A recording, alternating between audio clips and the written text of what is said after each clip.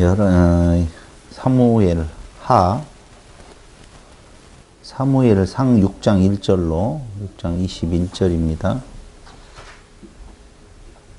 사무엘 하 6장 1절로 15절 말씀.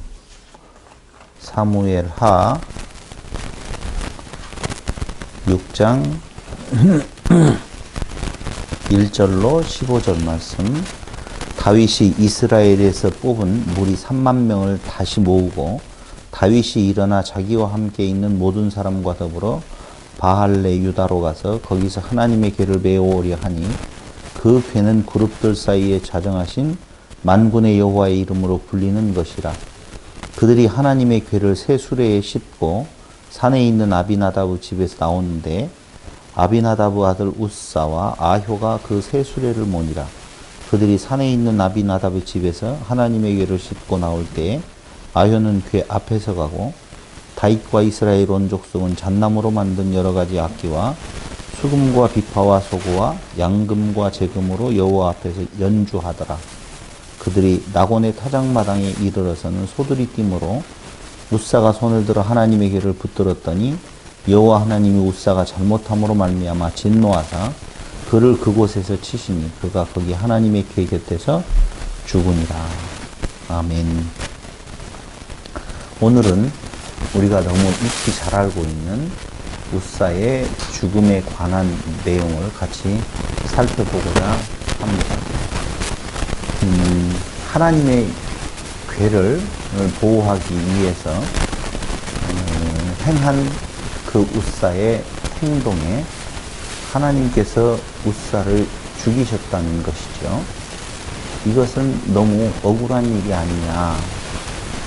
그게 그렇게 크게 잘못된 일인가 라고 하는 문제의식을 기독교인들이라고 보면은 다 가지고 있습니다. 이게 무슨 말인 건가 처음 접하는 사람들은 의문을 가질 수가 있겠죠. 이거는 무슨 말이냐 잘 모르겠다라고 하는 건데요. 쉽게 이야기하면 다윗이 왕이 되어지고 난 뒤에 그 다윗의 생각에 하나님의 임재의 상징이라고 말할 수도 있지만 임재의 본체라고 보아도 됩니다. 하나님의 임재의 상징인 법궤를 이스라엘 밖에 있는 데에서 이스라엘로 옮겨놔야 되겠다라고 하는 생각을 다윗이 갖게 되어지고 그 법궤가 블레셋하고의 싸움에서 탈취를 당하게 되어지고 법궤가 돌고 돌아서 결국은 다시 이스라엘로 돌아오게 되어지는 그 과정에서 다윗의 그 마음 그리고 그 법궤를 다윗이 가져오고자 하는데 그 가져오는 과정에서 바로 우리가 방금 읽었던 우사라고 하는 한 사람의 죽음이 있었다라고 하는 것이죠. 그런데 일반적으로 보편적으로 생각하면 법궤를 가져오기 위해서 수레에다 싣고 올 때에 그 수레를 끄는 소가 갑자기 날뛰므로 말미암아 법궤가 땅에 떨어질 위기에 처해지고 그 하나님의 법궤가 땅에 떨어져서 망가진다든가 하나님께서 거기에 임재해 계시다라고 하는 상징인데 그 하나님이 땅에 떨어지는 수욕을 당하는 것 그걸 방지하기 위해서 우사가 얼른 그 법궤를 떨어지지 아니하도록 잡았던 그 행동은 누가 보아도 별 잘못한 것이 없고 오히려 바른 행동 같은데 왜 하나님은 바로 그 법궤를 잡은 우사를 죽이시는 것인가?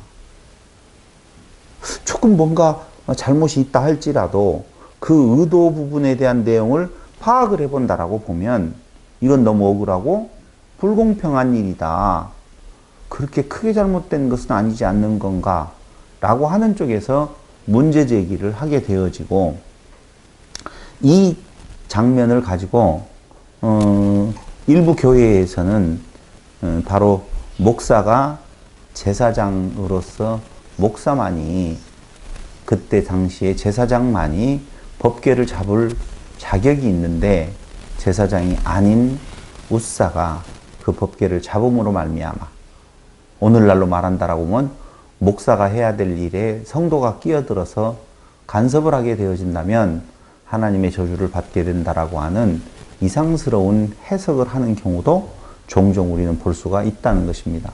그래서 사건은 일단 웃사가 하나님의 법궤를 보호하기 위해서 그것을 잡고 떨어지지 않도록 한 행동에 웃사를 하나님께서 치셔서 그를 죽게 만드는 것에 도대체 왜 웃사는 죽어야만이 되고 하나님의 행동은 너무 과한 것이 아닌 건가라고 하는 이러한 문제 제기에 대해서 오늘은 정확하게 정리를 좀 해볼까 합니다.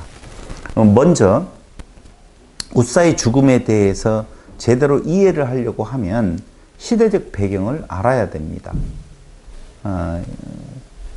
그 당시 다윗이 법궤를 왜 예루살렘으로 가져오게 하려고 했었던가, 이스라엘로 가져오려고 했었던가에 대한 내용의 배경은 우리가 너무너무 잘 알고 있다시피 이스라엘 백성이 야곱 12아들로 인하여서 애굽에 내려가서 약 300만, 여러 가지 주장들이 있지만 200만에서 300만 명의 민족을 이루게 되어지고 하나님은 약속된 기간이 되어서 그들을 애굽에서 출애굽을 시킵니다. 그러니까 애굽에 있었던 이스라엘 백성들이 모세를 통하여서 하나님께서 출애굽 시켜서 광야로 데리고 나오지요. 광야로 데리고 나와서 광야에서 지내다가 그들을 가나안 땅으로 이끌어 들여가는 내용을 우리는 잘 알고 있어요. 가나안에 들어간 이스라엘은 첫 사사시대를 거치게 되어지죠. 사사시대에는 알다시피 엘리 제사장과 사무엘 선지자의 활약이 있었던 걸로 알고 있습니다. 마지막 사무엘 선지자의 활약을 통하여서 왕정시대가 도래하게 되어지는데요. 그러니까 사사시대를 지나서 그 다음 단계의 왕정시대가 오게 되어지는데 그 왕정시대의 첫 번째 그 왕이 바로 누구냐 하면은 사울이에요. 그렇죠? 그게 사무엘 상에 대한 내용이라고 보면 사무엘 하 1장에는 바로 그 사울 왕이 40년 통치를 끝으로 죽게 되어진다라고 하는 내용이 사무엘 하 1장에 나와 있습니다. 우리가 공부할 성경은 사무엘 하 6장이거든요. 그러니까 사무엘 하 1장부터 5장까지에 대한 내용이 어떻게 되어 있는지를 알아야만이 6장으로 이어지고 있는 웃사의 죽음을 우리가 이해하는데 더 쉽다라고 하는 거예요. 그래서 1장은 40년 통치를 끝낸 사울 왕의 죽음이 사무엘하 1장에 나와 있고 사무엘하 2장에는 다윗이 헤브론에서 유다의 왕으로 추대가 되어집니다. 제가 간단히 정리해 드리는 거예요. 그러니까 이스라엘의 왕으로 사울이 40년 통치를 하는데 그 가운데에 다윗이 헤브론에서 유다의 왕이 되었다라고 하는 내용이 사무엘하 몇 장이에요? 2장에 나와 있어요. 그러니까 아직 다윗은 전체 왕은 아니에요. 유다 쪽만 왕이 되었어요. 헤브론에서 왕으로 유다 지파가 왕으로 옹립을 하거든요. 근데 그때의 그 유다의 왕으로서 몇 년 동안 통치를 하게 되어지냐면 7년을 통치를 해요. 그리고 그 7년 6개월로 정확하게 나오는데 7년 6개월 동안 통치를 하고 난 뒤에 이스보셋이 이스라엘의 왕이 되어져 2년 동안 다스립니다.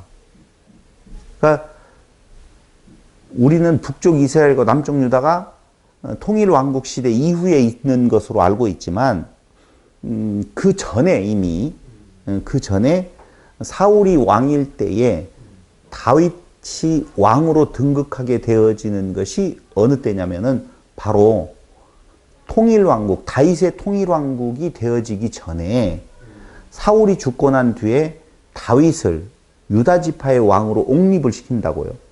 사울 40년 통치가 끝나잖아요. 그때는 통일왕국이거든요. 근데 그 뒤에 사울이 죽고 나니까 남북으로 갈린다라고 보시면 돼요. 그래서 유다의 왕으로 누가? 다윗이 옹립이 되어지고, 그 다음에 이스라엘의 왕으로 누가 옹립이 되어지느냐면은 이스보셋이라고 하는 사람이 이스라엘의 왕이 되어져요. 2년 동안. 그리고 3장에 사무엘하 3장으로 넘어가 보면 사울의 집과 다윗의 집 사이에 그 아주 오랜 동안의 다툼, 전쟁 같은 상황이 이루어지고 있는 것을 볼 수가 있어요. 사무엘하 1장 사울이 죽게 되어진다. 사무엘하 2장 다윗이 헤브론에서 유다의 왕이 되어지고 이스보셋이 이스라엘의 왕이 되어진다. 3장 사울의 집과 다윗의 집의 싸움이 전쟁이 일어난 사건들이 다 기록되어진다. 그 싸움을 통하여서 결국은 다윗은 점진적으로 강하여져 가고 그리고 사울의 집은 점진적으로 약해져 간다는 것이 3장 1절에 나와 있어요. 그러니까 이렇게 보면 돼요. 사울이 왕이 되어지고 사울이 죽고 난 뒤에 다윗이 점진적으로 이제 왕의 통합 왕국의 왕으로 가기 위한 과정들이 사무엘하 지금 2장, 3장에 잘 나와 있다는 거예요. 그리고 4장에는 무슨 내용이 나와 있느냐라고 4장까지가 그런 내용들. 다윗의 집은 강하여지고 사울의 집은 점진적으로 쇠퇴해져 가는 부분을 보여주고 있다가 5장에 와서 드디어 다윗이 이스라엘 전체의 왕, 12지파의 왕이 되고 그 왕이 된 뒤에 블레셋을 쳐서 이기게 되어집니다. 그러니까 하나님의 마음에 합한 다윗을 왕으로 이제 이스라엘 전체의 왕으로 세워지는 것이 몇 장이요? 5장에 나와 있으면서 하나님 보너스로 다윗이 왕이 되어진 전체 왕이 되어진 보너스로 블레셋을 쳐서 이기게 되어진다 그 말입니다. 그때 그 5장에는 두 번의 전쟁 이야기가 나오는데 하나는 바알브라심과 르바임 골짜기의 전쟁이 있었다는 것을 말해주고 있어요. 그러니까 바알브라심하고 르바임 골짜기에서 전쟁이 일어나게 되어져요. 다윗 왕과 블레셋이 전쟁을 하게 되어지는데 이때에 다윗은 철저히 하나님에게 물어봐요. 5장 19절을 한번 보세요. 5장 19절. 이제 다윗이 이스라엘 전체의 왕이 되어지고 난 뒤에 17절에 보면 이스라엘이 다윗에게 기름을 부어 이스라엘 왕으로 삼았다 함을 블레셋 사람들이 듣고 블레셋 사람들이 다윗을 찾으러 다 올라오매 다윗이 듣고 요새로 나가니라. 블레셋 사람들이 이미 이르러 르바임 골짜기에 가득한지라 다윗이 여호와께 여쭈어 이르되 여기 중요하게 줄쳐놓아야 될 내용이 블레셋이 쳐들어왔었을 때에 다윗은 이스라엘 전체의 왕이 되어져서 있는 상태에서 쳐들어왔으니까 전쟁을 해야 되겠구나 이렇게 생각하지 아니하고 여호와께 여쭈어 이르되 내가 블레셋 사람에게로 올라가리이까 여호와께서 그들을 내 손에 넘기시겠나이까 하니 여호와께서 다윗에게 말씀하시되 올라가라 내가 반드시 블레셋 사람을 내 손에 넘기리라 하신지라 이렇게 나오잖아요. 그러니까 블레셋이 쳐들어왔었을 때 그 블레셋과의 전쟁을 할 때에도 자기가 알아서 왔으니까 자 전쟁을 하자 이기러 나가자 하는 것이 아니라 하나님께 아주 자세하게 물어보고 있는 모습을 볼 수가 있다는 거예요. 두 번째, 다윗이 바알브라심에 이르러 거기서 그들을 치고 다윗이 말하되 여호와께서 물을 흩음같이 내 앞에서 내 대적을 흩으셨다 하므로 그곳 이름을 바알브라심이라 부르니라. 거기서 블레셋 사람들이 그들의 우상을 버렸으므로 다윗과 그의 부하들이 치우니라. 고대의 전쟁은요 신들의 전쟁이라고 말씀을 드렸잖아요. 그러니까 이스라엘을 대표해서 다윗이 나가서 싸우지만 그 전쟁의 주도권은 누구에 있다? 하나님께 있다. 블레셋이 나와서 싸우고 있지만 블레셋 사람들이 아니라 블레셋이 섬기는 신들이 나와서 싸운다라고 본 거란 말이에요. 그러니 다윗은 자기가 왕이 되었지만 왕으로서의 포지셔닝을 한 것이 아니라 하나님이 왕이시니 그 왕에게 이 전쟁을 해야 됩니까? 하지 말아야 됩니까? 하면 어떻게 해야 됩니까? 라고 자세히 물어봤고, 하나님은 전쟁을 하라고 했고, 그 전쟁에서 다윗은 승리하게 되어질 때에 하나님 여호와께서 승리하시고 블레셋의 신이 졌다라고 하는 의미로서 방금 거기서 블레셋 사람들이 그들의 우상을 버렸다라고 나온단 말입니다. 두 번째, 블레셋 사람들이 다시 올라온다고 나오죠. 올라와서 르바임 골짜기에 가득한지라. 르바임 골짜기에 가득할 때에 한 번 이겼으니까 어떻게 하면 돼요? 또 싸우면 되잖아요. 근데 다윗은 바로 나가서 싸우지 아니하고 23절에 보니 여호와께 여쭈니 이르시되 올라가지 말고 그들 뒤로 돌아서 뽕나무 숲을 맞은편에서 그들을 기습하라. 뽕나무 꼭대기에서 걸음 걷는 소리가 들리거든 곧 공격하라. 아주 자세한 전쟁의 전술과 전략을 하나님이 세워주시고 그 하나님의 세워주신 전략과 전술대로 다윗은 그 일을 시행함으로 말미암아 그때 여호와가 너보다 앞서 나아가서 블레셋 군대를 치리라 하신지라. 이에 이 하나님의 말씀대로 다윗이 여호와의 명령대로 행하여 블레셋 사람을 쳐서 게바에서 게셀까지 이르니라. 이렇게 나온단 말입니다. 이해됐죠? 그러니까 두 번의 블레셋과의 전쟁에서 다윗은 철저하게 자기가 왕이 아니라 하나님이 왕이십니다. 하나님 어떻게 할까요? 라고 물어보는 태도를 분명히 취하고 하나님 왕 대신 하나님의 전략과 전술을 따라서 승리를 거머쥐는데 이건 하나님의 승리지 다윗의 승리가 아니라고 하는 것을 조금 전에 말씀을 드렸어요. 이게 무슨 말이냐라고 이야기하면은요. 전쟁할까요? 어떻게 할까요? 라고 다윗이 일일이 다 물어보고 난 뒤에 전쟁에 승리를 했는데 승리를 하고 나니까 기분이 좋았겠어요? 나빴겠어요? 기분 좋죠. 신이 나지요. 신났어요. 이때가 조심해야 될 때라 그 말입니다. 항상. 근데 여기에서는 지금 인간적인 면에 있어서 다윗 왕이 어떻게 행했느냐 행하지 않았느냐를 말하려고 하는 거 아니에요. 중간 점검을 꼭 해야 될 것은 성경이 말하는 내용에 있어서는 인간 개개인에 대한 신앙의 그 상태를 말해주려고 하는 것 없어요. 그런 것들은 무언가를 말해주려고 하는, 진리를 말해주려고 하는 데에 필요한 소재일 뿐이지 그게 주제가 아니란 말입니다. 여기 잘 알아야 돼요. 그럼 성경이 말하고 있는 주제는 뭐예요? 예수 그리스도다 그 말입니다. 그러니까 사무엘을 공부를 하든 요한계시록을 공부를 하든 창세기를 공부를 하든 마태복음을 공부를 하든 그리스도가 드러나야 되는데 오늘 우사의 죽음이라고 하는 그 주제를 가지고 턱 앞에다 내놓으면 거기에서 도대체 인간들은 무슨 잘못을 했고 왜 하나님은 그 인간들에게 저주를 내렸고 또 오벳 에돔의 집에는 왜 축복을 내리는 건가, 축복의 비밀, 저주의 이유에 대한 내용을 찾아보는데 다 그 성경을 공부하는 목적을 두고 있다라고 하는 것입니다. 근데 아니에요.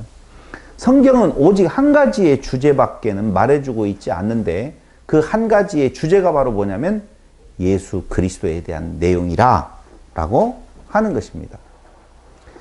그래서 6장으로 넘어가 보면 5장까지는 전쟁에서 승리한 다윗의 모습을 그려주고 있으면서 이제는 완전히 이스라엘의 왕이 되었다라고 결론이 났잖아요. 그럼 6장에서 이제 다윗이 하는 일이 뭐냐면요. 너무너무나 신이 나서 이스라엘에서 3만 명을 뽑아요. 여러분 3만 명이면 장난 아니에요. 광화문에 가끔 모여서 100만이 모였다, 몇십만이 모였다라고 이야기하는데요. 몇백 명만 모여도 굉장히 큰 무리입니다. 3만 명이 모이면은요, 광화문에 모여도 엄청난 무리가 되어지는 거예요. 법궤 하나를 운반하는데 3만 명이 모여서 운반했다. 좋은 일이에요? 나쁜 일이에요? 지금 법궤가 얼마나 하냐면은요, 법궤의 크기를 제가 확인해 봤는데요. 이렇게 법궤가 있다고 한번 보십시다. 법궤가 있고 위에 이렇게 올라와 있겠죠. 내가 이게 그림을 잘 그릴지 모르겠어요. 이 맞나? 이렇게 내려와서 요렇게. 아이고 잘 못 그리겠다. 이걸 어떻게 그려야 되지? 지우겠어요. 입체적으로 그리시는 입체적으로 그려보려고 했는데 도저히 실력이 안 되네요. 자, 평면으로 그리겠습니다. 이게 법궤라고 보면은요, 법궤 가로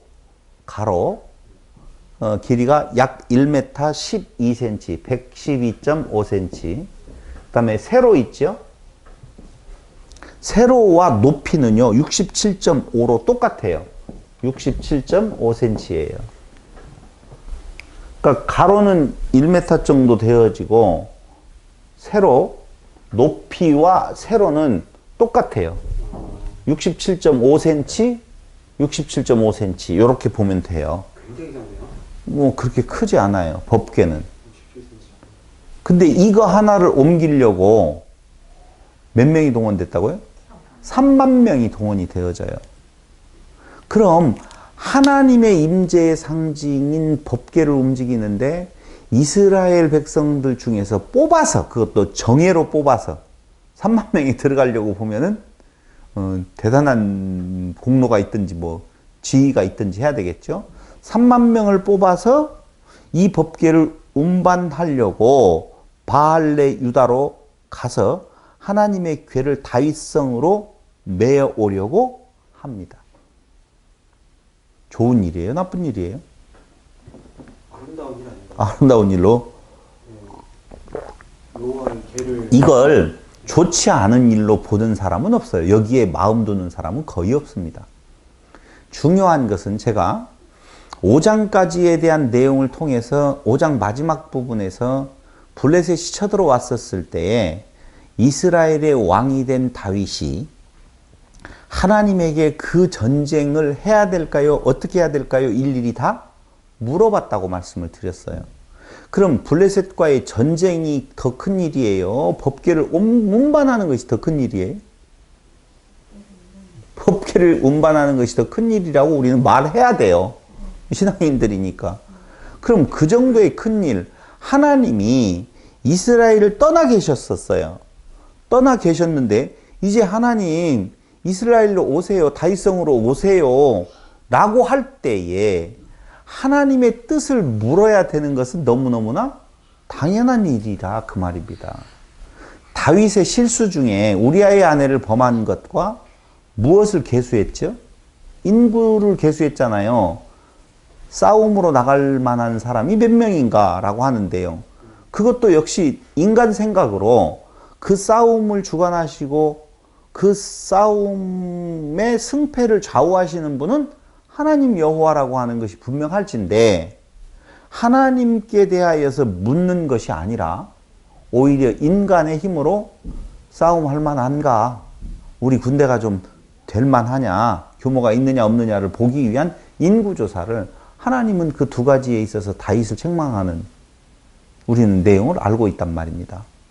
오늘 이 중요한 법궤를 움직인다라고 했었을 때에 당연히 누구에게 물어봐야 돼요? 하나님께 물어봐야 되겠죠. 근데 하나님께 물었다라고 하는 내용이 전혀 없어요. 일단은 없단 말입니다.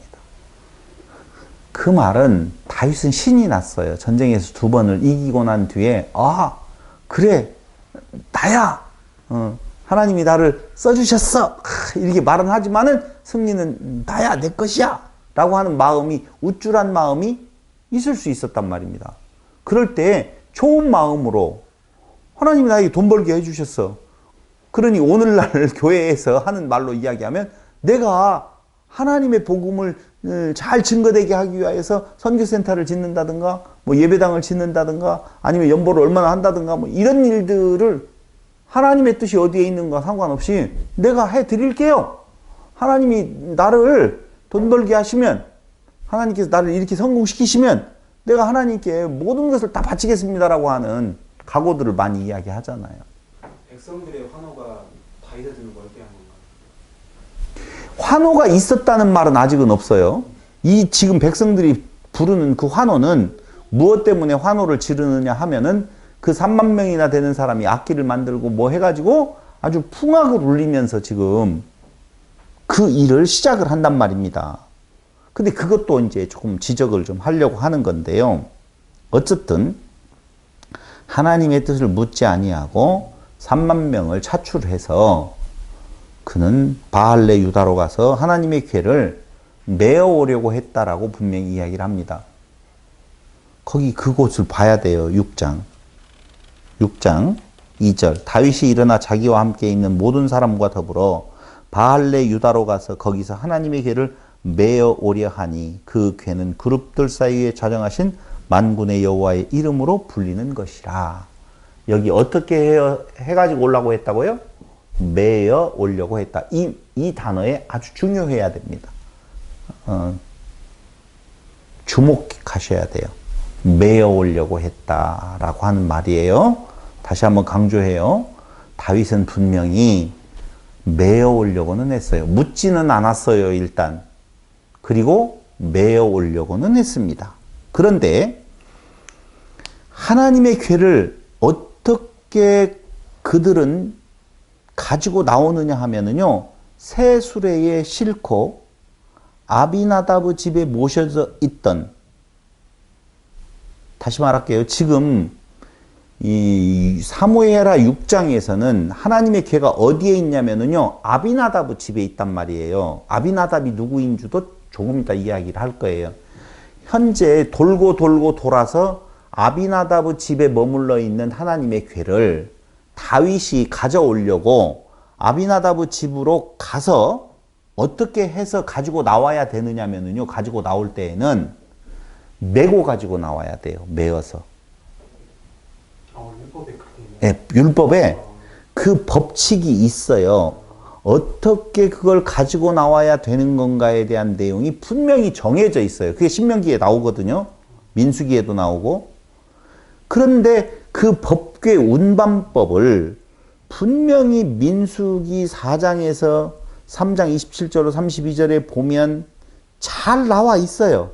그런데도 불구하고 여기에서 보면 어떻게 나왔다라고 이야기하냐면은 새 수레에 싣고 나왔다고 그러거든요. 자, 저를 보시고 동의를 해 주셔야 돼요.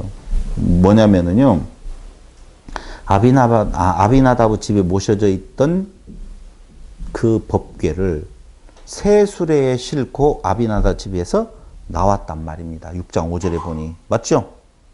다윗과 이스라엘 온 족속은 잣나무로 만든 여러 가지 악기와 수금과 비파와 소고와 양금과 제금으로 여호와 앞에서 연주하더라. 연주했어요. 지금 뭐 3만 명이 뭐 엄청난 풍악을 울려라 하고 좋았단 말입니다. 그런데 거기에 그 싣고 나올 때에 바로 새 수레에 거기 3절 그들이 하나님의 궤를 새 수레에 싣고 산에 있는 아비나답의 집에서 나오는데 아비나답 아들 우사와 아요가 그 새 수레를 모니라라고 나오잖아요. 어디에다 싣고 나왔다고요? 새 수레. 자, 하나님의 궤를 제가 방금 궤를 운반할 때에는 절대로 다른 어떤 소나 수레에다가 싣고 나오는 것 없어야 돼요. 없어야 돼. 오직 그 궤를 운반하는 법은 메고 나오라고 되어 있어요. 그런데 새 수레에다 싣고 나오는 것은 그 법을 모르는 사람의 입장에서 보면 헌수레도 아니고 하나님의 궤를 새로운 수레를 만들어 가지고 그곳에다가 실어서 나왔다는 것은 좋은 내용이에요? 나쁜 내용이에요? 좋은 내용으로 본단 말입니다. 거의. 그래서 새 수레에다가 싣고 나와요. 좋았을 거 아니에요. 하나님의 궤를 3만 명이나 되는 사람들이 잘 볼 수 있도록 새 수레, 이쁜 수레, 아주 화려하게 만든 수레에다가 실어서 왔겠지요. 새 수레. 그러면 새 수레에다가 싣고 나오는 것 자체가 지금 문제가 있는 거예요. 운반법에 대한 내용으로 보면 그걸 먼저 우리가 살펴보는 것이 낫겠죠. 도대체 하나님의 궤는 어떻게 운반해야지 제대로 운반을 하게 되어지는 건가? 요걸 알아야만이 이 뒤에 문제가 왜 문제가 되는지를 알 수가 있는 거거든요. 그래서 민수기 4장 5절로 6절. 먼저 3장 27절로 32절에 보면 민수기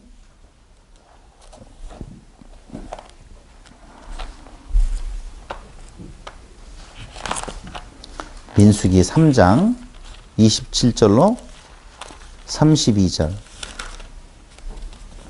제가 읽어 드릴게요. 27절. 고앗에게서는 아므람 종족과 이스할 종족과 헤브론 종족과 우시엘 종족이 났으니 이들은 곧 고앗 종족들이라. 자, 고앗 종족 나오네요. 고앗. 그런데 계수된 자로서 출생 후 1개월 이상 된 남자는 모두 8,600명인데 성소를 맡을 것이며, 고앗 족속은 무엇을 맡는다고요? 성소 맡아야 돼요. 고앗 자손의 종족들은 성막 남쪽에 진을 칠 것이요, 우시에르 아들 엘리사바는 고앗 사람의 종족과 조상의 가문의 지휘관이 될 것이며, 그들이 맡을 것은, 자, 고앗 종족이 맡을 것이 무슨 일이냐면요, 증거계와 상과 등잔대와 제단들과 성소에서 봉사하는 데 쓰는 기구들과 휘장과 그것에 쓰는 모든 것이며, 제사장 아론의 아들 엘르아살은 레위인들의 지휘관들의 어른이 되고 또 성소를 맡을 자를 통할할 것이니라. 그러니까 고앗 자손은 증거계, 상, 등잔대, 제단, 이러한 성물들을 맡으라는 거예요. 고앗 자손 됐죠? 3장 27절로 32절 봤어요. 민수기 4장 5절로 6절을 보세요. 민수기 4장 5절로 6절. 자, 고앗 자손을 보고 이걸 맡으라고 했는데, 민수기 4장에서 5절로 6절에 보니 이렇게 나오네요. 4장. 진영이 전진할 때에 아론과 그의 아들들이 들어가서 칸 막는 휘장을 걷어 증거계를 덮고, 칸 막는 휘장을 가지고 무엇을 덮으라고요? 증거계, 법궤를 덮으래요. 덮고 그 위에, 증거계는 법궤예요. 그 위를 헤다르 가죽으로 덮고 그 위에 순청색 보자기를 덮은 후에 그 채를 꿰고, 그러니까 이 법궤에는 4개의 고리가 있는데요, 그 고리에다가 무엇을요? 꿰라 그 말이에요. 그 채를 꿰고 진설병의 상에 청색 보자기를 펴고 대접들과 숟가락들과 주발들과 붓는 잔들을 그 위에 두고 또 항상 진설하는 떡을 그 위에 두고 홍색 보자기를 거기까지만 보면 되죠. 6절까지. 그러니까 한마디로 말을 하면 아론과 그의 아들들이 칸 막는 막는 휘장을 걷어 증거계를 덮고 그 위를 헤다르 가죽으로 덮고 그 위에 순척색 보자기를 덮은 후에 그 채를 어떻게 하라? 꿰라 그 말이에요. 그러니까 막대기를 껴서 사방 군데에서 들고 나오는 거예요. 자, 다시 법궤를 덮는 이는 누구여야 되느냐 하면은 제사장들이어야 돼요. 법궤를 가지고 나오는데 먼저 어떻게 하라고 그랬어요? 덮으라고 그랬죠? 누가 덮어요? 제사장이 덮어요. 근데 그 법궤를 나르는 것은 누가 나르라고 하느냐 하면 고앗 자손들을 보고 나르래요. 어떻게 나르라고 하느냐? 매여서 나르라 그 말이에요. 세 번째는요, 만드는 이는 누가 만드냐라고 하면요, 부살레를 보고 만들으라고 그래요. 그럼 법궤를 만드는 건 부살렛, 덮는 것은 제사장들, 나르는 이는 고앗 자손이 나르는데 어떻게 나르라고 한다고요? 매여서 나르라 그 말이에요. 이게 법이에요. 그러니까 간 막는 장으로 덮고, 조금 전에 읽었죠. 민수기 4장 5절.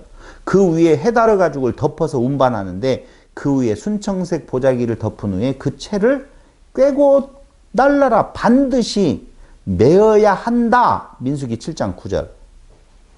보세요.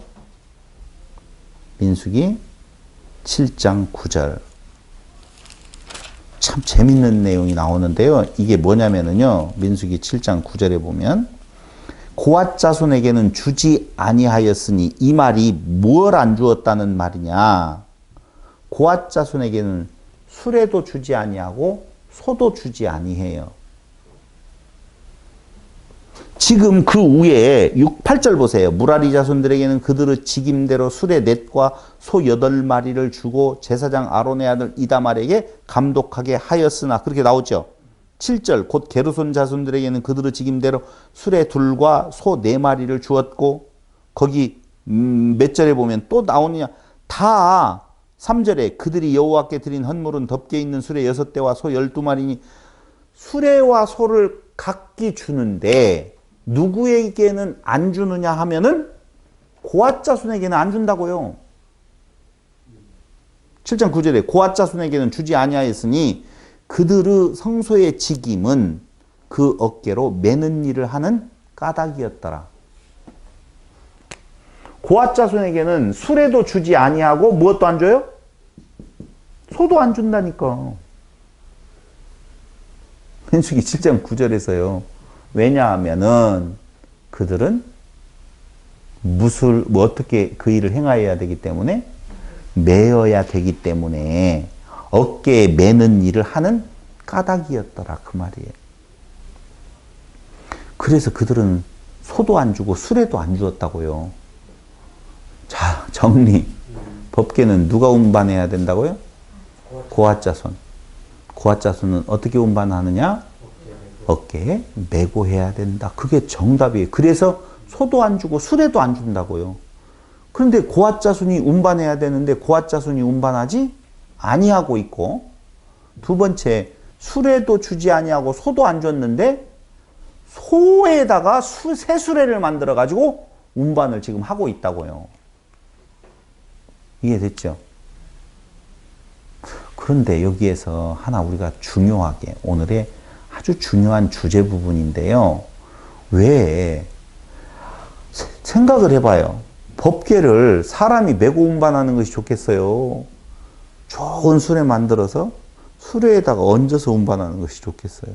인간적인 생각으로는 뭐 어떻게 하든지 간에 옛날 상여하고 비교한다면 좀 이상하지만 사람들이 메고 상여를 운반했잖아요. 지금 어디에다가요? 차에다가. 운구차에다가. 네. 그것도 좋은 차에다가. 그러니까 새 수레에다가, 새 차에다가, 벤츠 운구차에다가 하는 것을 지금 대단히 치잖아요. 큼지막한 차에다가 관을 착 넣어놓고 가는 걸 얼마나, 야 하고 사람이 메어지는 거, 그건 가난한 사람이라든가, 지금 그런 일도 없잖아요. 나쁜 것 같지 않아요. 사람 생각으로는.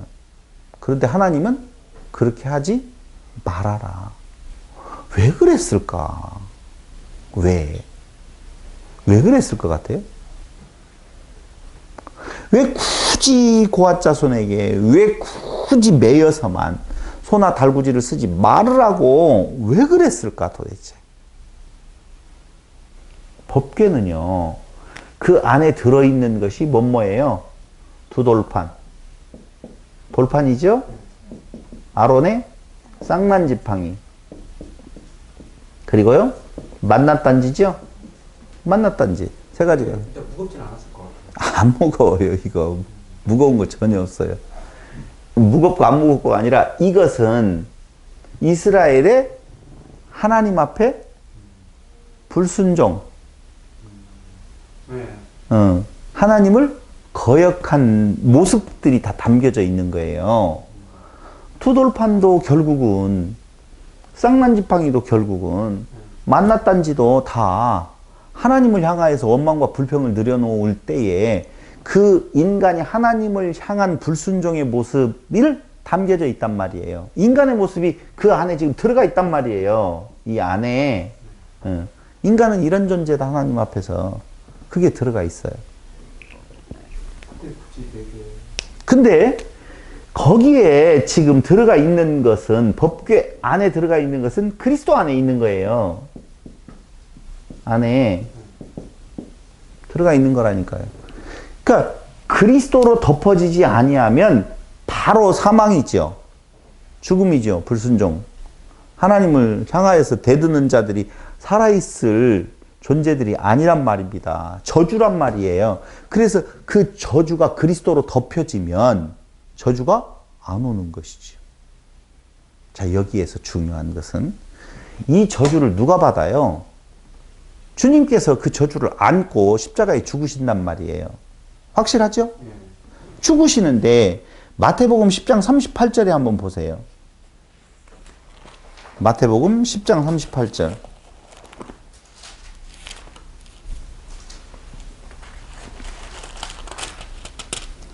십 장 38절에 보니 또 자기 십자가를 지고 나를 따르지 않는 자도 내게 합당하지 아니하니라. 십자가를 어떻게? 지고. 십자가를 어떻게? 지고. 나를 따르지 않는 자 합당하지 않다. 십자가를 지라는 말은요, 무엇로 생각을 해요? 사람들이 생각을 할 때, 아, 내가 고난받아야 되는갑다. No! 십자가를 진다는 말은 나는 죄인입니다. 나를 따르려거든 자기 십자가를 지고 자기를 부인하고, 다시요, 너희가 나를 따르려거든 자기를 부인하고 자기 십자가를 지고 따라야 된다고 그랬죠. 자기 십자가를 진다는 말은요, 그 십자가가 자기 것이 어디가 있어요? 오직 십자가는 주님의 것이죠. 그러니까 자기 십자가를 진다는 말은 내가 십자가를 지어야 될 마땅한 죄인입니다. 두 번째, 자기를 부인하고 있어요, 없어요? 없어요. 그러니까 법궤 앞에서는 자기가 드러나는 것이 아니라 자기가 없어지고 오직 누구만 드러나요? 그리스도만 드러나게 되어 있는 거라고요. 그러니까 마태복음 10장뿐만 아니라 마가복음 8장 34절도 똑같은 내용이죠. 마가복음 8장 34절 어떻게 나오냐면요, 이렇게 나오네요. 8장 34절 누구든지 나를 따라오려거든 자기를 어떻게? 부인하고 자기 십자가를 지고 나를 따를 것이니라. 누구든지 자기 목숨을 구원하고자 하면 잃을 것이요 누구든지 나와 복음을 위하여 자기 목숨을 잃으면 구원하리라. 내가 부인되어지는 것이 생명이라 그 말이에요. 십자가 앞에서 자기가 부인되어져야 되는 것이 바로 십자가를 어떻게 하는 거다고요? 지는 거예요. 잘못 생각하면 십자가를 진다라고 하니까 주여 내가 주를 위하여서 순교의 각오로 지금 신앙생활을 하겠습니다, 이렇게 생각하고 말하는데요. No! 그 말이 아니에요. 자기를 부인하고 자기 십자가를 지라는 말은 없다 그 말이에요. 한마디로 말을 하면 그 내용이 누가복음 9장 23절 14장 27절에도 나오는데요. 이것이 어디하고 통한다? 지금 민수기에서 나와 있는 것처럼 무엇하는 거? 그 고아 자손들이 법궤를 맬 때에, 법궤를 운반할 때에는 어떻게 하라? 매라 그 말이에요. 오늘 법을 어겼다라고 보시면 안 된다니까요. 그 법령 고아 자손이 매야 되고 고아 자손이 운반해야 되고 고아 자손이 운반할 때에는 틀림없이 무엇하고? 매어서 운반해야 되는데 고아 자손이 아닌 자들이 운반했고 매지 않고 수레에 끌었으니까 문제가 있다. 법령을 위반했기 때문에 그는 죽었다. 이렇게 생각을 하면 안 돼요. 표면적인 내용은 그게 맞지만 만약에 그렇게 그게 맞다라고 보면 오늘 웃사가 그 일을 주도했겠느냐 그 말이에요. 아니잖아요. 누가 주도했어요? 다윗이 주도했잖아요. 그러면 다윗이 아까 메어 오려고 했다고 그랬잖아요. 이제 어떤 학자들은 그렇게도 말을 해요. 다윗은 메어 오려고 했는데 웃사와 아효가 오랫동안 그 법궤, 어떤 학자는 70년, 어떤 학자는 60년, 뭐 어떤 학자마다 좀 연수가 다르지만 오랫동안 그 집안에 있었어요. 그래서 익어버렸어. 그러니까 자기가 법궤 자기 집안이 이제까지 맡아서 있었으니까 그 3만 명의 대단한 인물들이 인구가 왔는데도 불구하고 누가? 아효와 우시아가 앞에 서고 옆에 서고 그 일을 주도하고 있다는 것이죠. 그래서 다윗도 그걸 못 말겨가지고 무엇 해야 되는데 메고 가야 되는데 아요와 우사가 아닙니다. 새 수레를 만들어서 가야 됩니다. 라고 주장할 때에 크게 그 못마땅하지만 이제까지 기득권을 인정을 해가지고 그대로 그냥 놓아두었다. 이렇게 다윗을 변호하는 학자들도 없지 않아 있어요. 에이, 거기까지는 가지 말자고요. 그렇게 해석할 수밖에 없는 이유도 또 하나 있다 나오기는 해요. 그러나 이제 그렇게까지 가면 이제 머리 아파버리고. 자, 어쨌든 법궤 부분에 대한 내용에 있어서 원칙, 운반할 때의 원칙은 첫 번째, 고아자손이 해라. 두 번째, 어깨에 메어라. 세 번째, 바라보지 말아라. 그 말이에요. 성물은 만지지 말라. 틀림없이 죽는다. 보지 말아라. 보지도 말고 무엇하지도 말고 만지지도 말아라. 나와요. 민수기 4장 20절. 한번 볼래요? 민수기 4장 20절.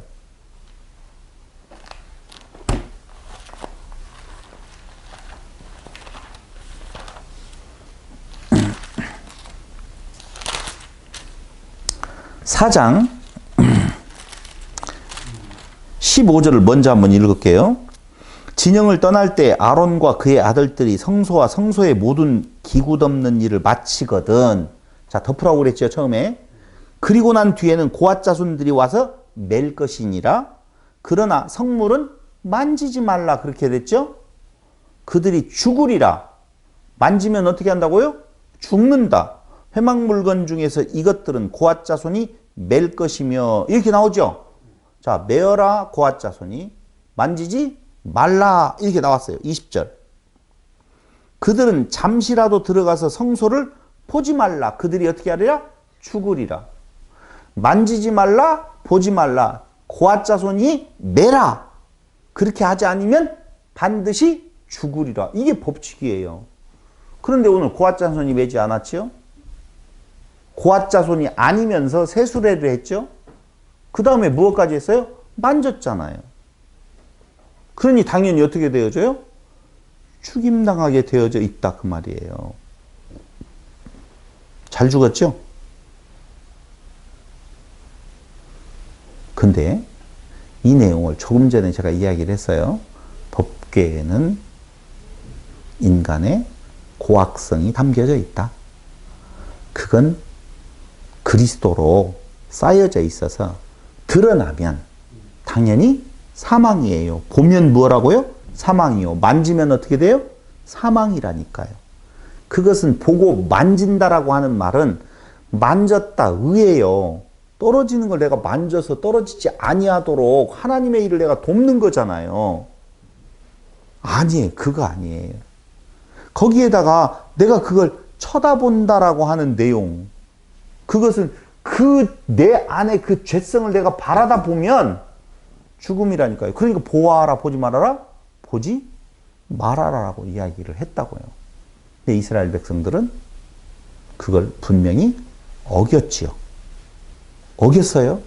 근데 어겼는데 여기에서 우리가 생각해 봐야 될 것이 있는데, 맨다는 말은 죄인으로서 인정하는 거예요. 하나님의 은혜만이 내게 오직 구원의 소망이요, 생명의 소망입니다라고 하는 내용의 고백이란 말이에요. 그 내용인데 묘한 것은요, 방금 보지 말아라, 만지지 말아라, 어떻게 된다?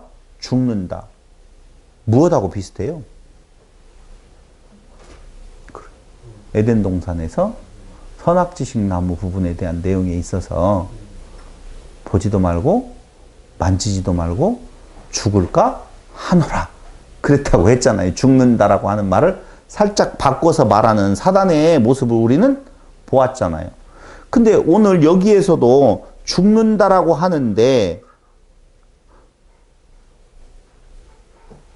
죽을까 하노라라고 바꾸어버린 에덴 동산에서의 그 내용이 우리의 뇌리에 살짝 스치고 간다. 그 말이에요. 먹는 날에는 선악지식 나무로 먹으면 어떻게 된다?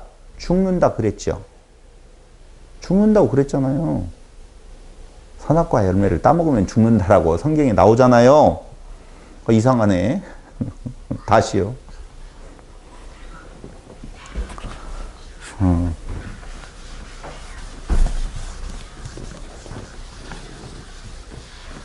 에덴에 만든다라는 게 에덴에 나무 한 그루를 주지요. 그걸 선악지식 나무, 생명나무. 근데 이 나무가 뭐라고 그랬어요? 율법이라고 그랬죠. 율법이라고 그랬잖아요. 율법을 선악지식 나무로 먹으면 죽음이에요. 죽는다 그랬어요. 죽을까 하노라가 아니라 죽는다 그랬어요. 그런데 그 나무를 뭘로 보면? 생명나무로 보면. 생명나무는 뭐라고 그랬어요? 예수라고 그랬죠. 이게 십자가로 받는 거예요. 예수 아니면 나는 생명이 없습니다 라고 하는 거고, 선악지식 나무는요, 내가 그 율법을 지켜서 하나님이 되겠습니다 라고 하는 고백이라고 그랬잖아요. 그럼 지금 법궤 부분에 대한 내용을 가지고 너희는 무엇하지도 말라? 만지지 말라. 만지지 말라. 보지도 말라. 그 말이지요. 근데 만지고 보았어요. 보았다고요? 보았어요. 조금 이따 이야기해 줄게요. 보아서 얼마나 죽었는가. 만지고 보았단 말입니다. 그런데 진짜 어떻게 됐어요? 죽었어요. 여기 선악지식 나무로 먹고 죽었어요? 살았어요? 죽었어요. 당연히. 똑같은 내용이에요. 지금. 법궤는 뭐라고요? 율법이라니까요.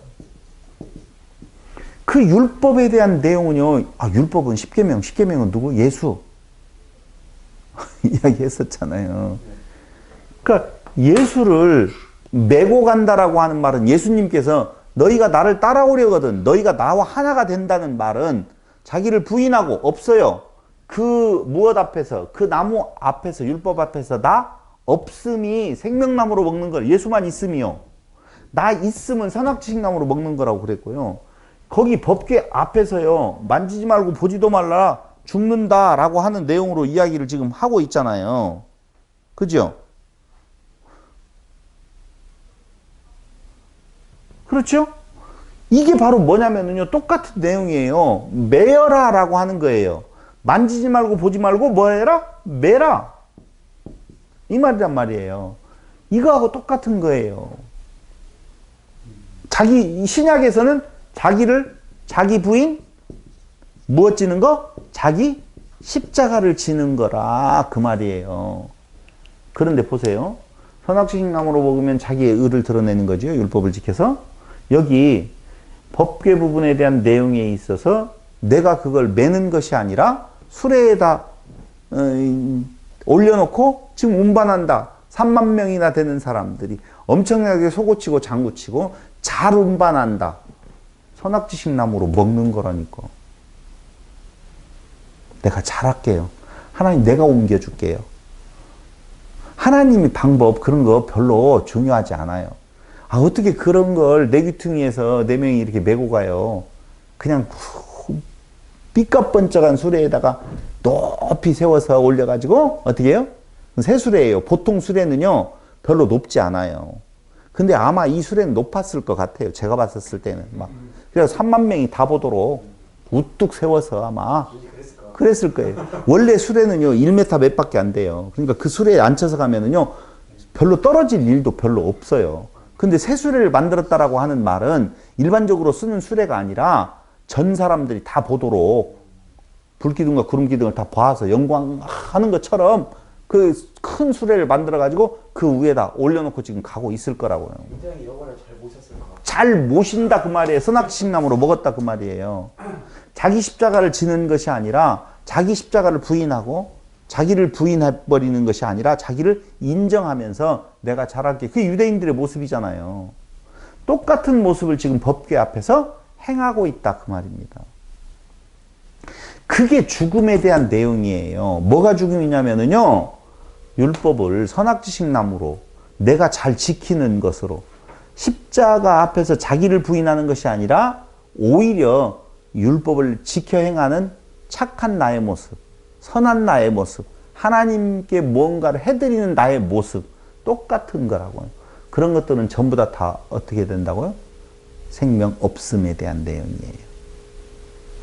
지금 그 내용이 오늘 웃사의 죽음에 담겨져 있는 가장 중요한 핵심 포인트라 그 말이에요. 제사장이냐 아니냐가 그게 문제가 아니라고요.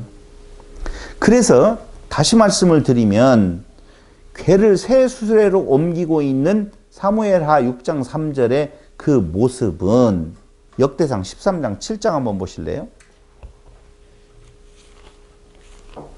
사무엘하 6장 방금 우리가 보았던 것도 되는데 6장 먼저 볼게요. 6장 6절로 7절에 보면 그들이 나곤의 타작마당에 이르러서는 소들이 띠므로 웃사가 손을 들어 하나님의 궤를 붙들었다. 붙들지 말라고는 붙들었죠. 여호와 하나님이 웃사가 잘못함으로 말미암아 진노하사 그를 그곳에서 치시니 그가 거기 하나님의 궤 곁에서 죽었다라고 나오죠. 역대상 13장 7절.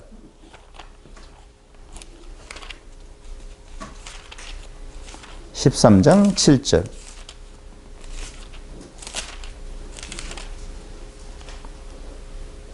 하나님의 궤를 새 수레에 싣고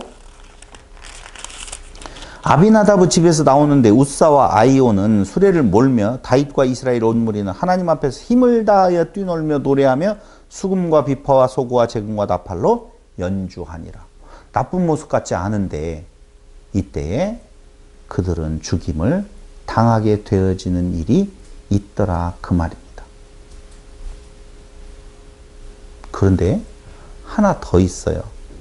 지금 웃사가 소가 날뛰므로 말미암아 떨어지려고 하는 하나님의 궤를 떨어지지 않게 잡으려다가 웃사가 죽었는데 하나 더 보자고요.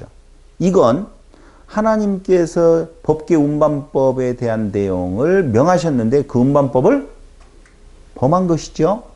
범한 거예요. 두 번째, 민수기 4장 20절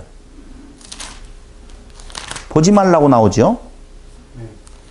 보지 말라고 나오는데 6장 19절에 보면 4장 20절 그들은 잠시라도 들어가서 성소를 보지 말라 그들이 죽으리라 이야기를 하는데요.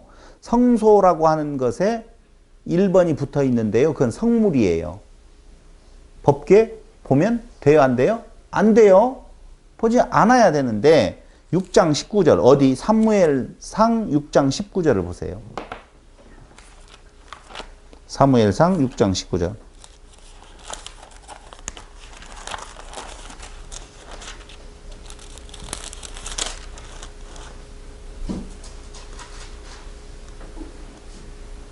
벳세메스 사람들이 여호와의 궤를 들여다본 까닭에 여기 나오죠. 우리가 벳세메스로 향해 가는 소에 대한 이야기 많이 들었잖아요. 근데 지금 웃사의 죽음을 이야기하기 때문에 전체적인 내용을 지금 다 안 하고 있지만 벳세메스 사람들이 여호와의 궤를 어떻게 했다고요? 들여다봤어요.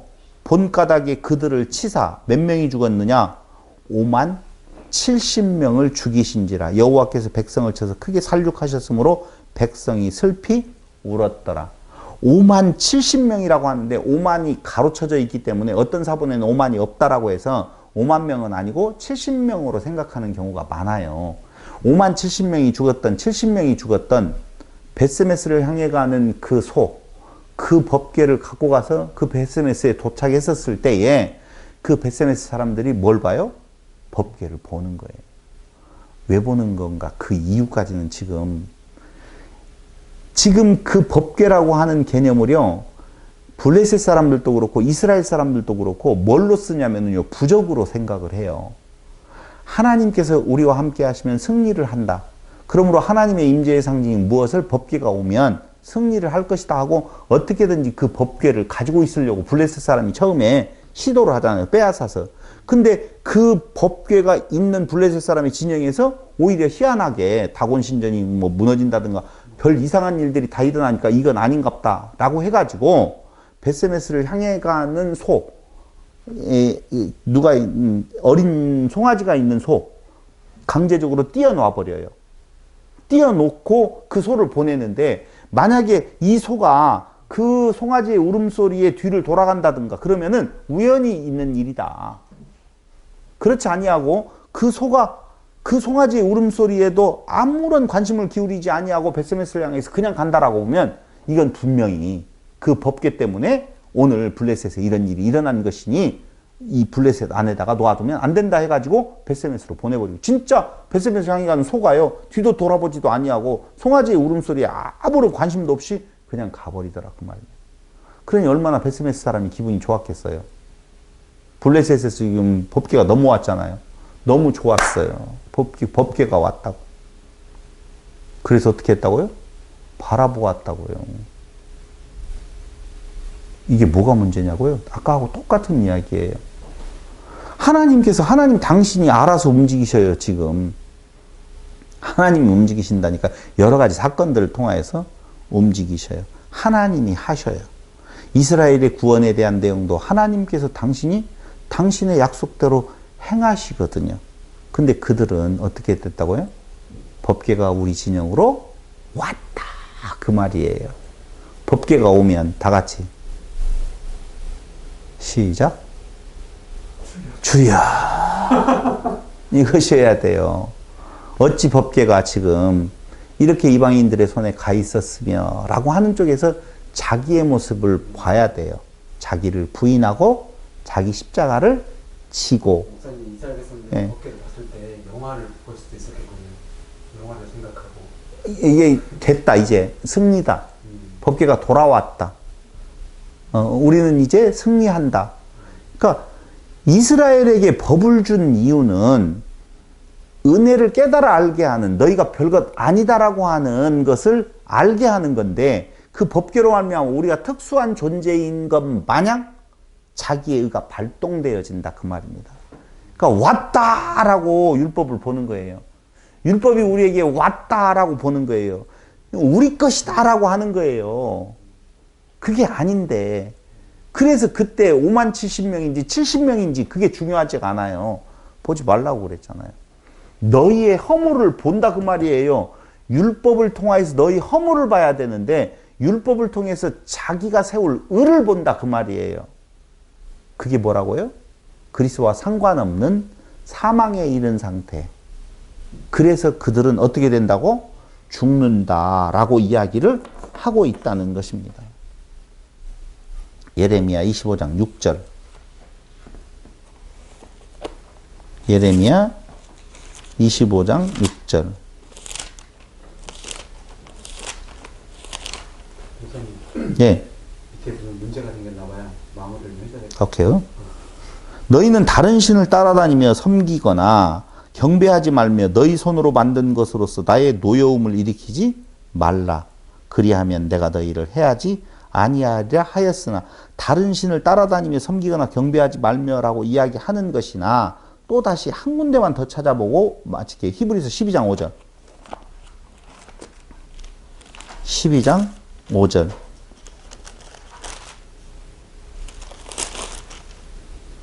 또 아들들에게 권하는 것 같이 너희에게 권면하신 말씀도 있었도다 이랬을 때 내 아들아 주의 징계하심을 경히 여기지 말며 그에게 꾸지람을 받을 때에 낙심하지 말라. 주께서 그 사랑하시는 자를 징계하시고 그가 받아들이시는 아들마다 채찍질 하심이라 하였으니 너희가 참으면 징계를 받기 위함이라 라고 하는 내용 쪽에서 이스라엘 백성들은 항상 하나님께서 그 법을 가지고 그들의 자리를 지켜라 그 말이에요. 너희의 자리는 종의 자리였었고 그렇죠. 애굽의 종이었었잖아요. 티끌이고 너희의 모습 잊지 말아라라고 하는 건데 그 법을 가지고 자기를 위하여서 다른 어떤 것들을 만들어서 섬기는 이게 뭐냐면요. 그 법궤를 그 민족을 구원할 뭘로? 우상으로 미신으로 생각을 하고 받아들이는 결과라 그 말입니다. 법은 우리에게 너를 부인하고 너의 십자가를 진다라고 하는 말은 내가 무엇인가를 감당해서 열심히 행한다, 의를 행한다는 말이 아니라 자기를 부인하고 자기 십자가 나는 그리스도밖에 소망이 없습니다. 그게 십자가예요.